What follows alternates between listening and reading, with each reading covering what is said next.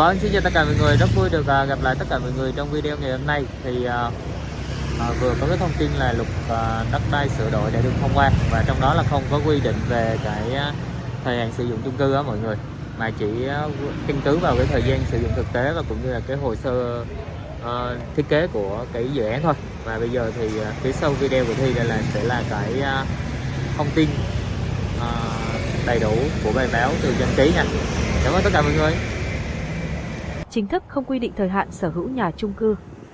Luật nhà ở sửa đổi vừa được Quốc hội thông qua quy định, thời hạn sử dụng nhà chung cư được xác định theo hồ sơ thiết kế và thời gian sử dụng thực tế nhà chung cư theo kết luận kiểm định.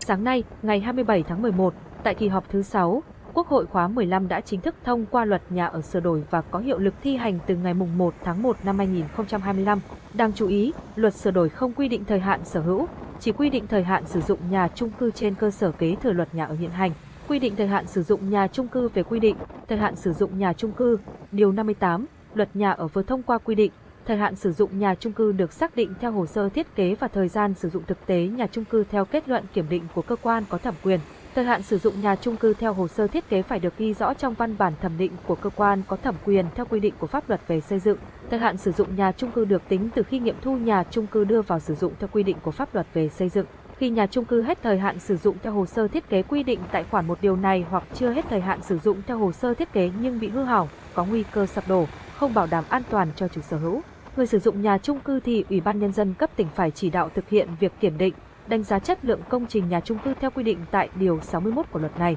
Việc công bố nhà chung cư hết thời hạn sử dụng được thực hiện theo quy định của luật này và pháp luật về xây dựng. Trường hợp nhà chung cư thuộc trường hợp phải phá dỡ tại điều 59 luật nhà ở sửa đổi, nhà chung cư thuộc trường hợp phải phá dỡ theo quy định tại khoản 2 điều này bao gồm: nhà chung cư đã hết thời hạn sử dụng theo quy định tại điều 58 của luật này và thuộc trường hợp phải phá dỡ, nhà chung cư chưa hết thời hạn sử dụng theo quy định tại điều 58 của luật này nhưng thuộc trường hợp phải phá dỡ. Ngoài ra, các trường hợp phá dỡ nhà chung cư bao gồm: nhà chung cư bị hư hỏng do cháy, nổ không còn đủ điều kiện bảo đảm an toàn để tiếp tục sử dụng, nhà chung cư bị hư hỏng do thiên tai, địch họa không còn đủ điều kiện bảo đảm an toàn để tiếp tục sử dụng. Nhà chung cư có các kết cấu chịu lực chính của công trình xuất hiện tình trạng nguy hiểm tổng thể, có nguy cơ sập đổ, không đáp ứng điều kiện tiếp tục sử dụng, cần phải di rời khẩn cấp chủ sở hữu. Người sử dụng nhà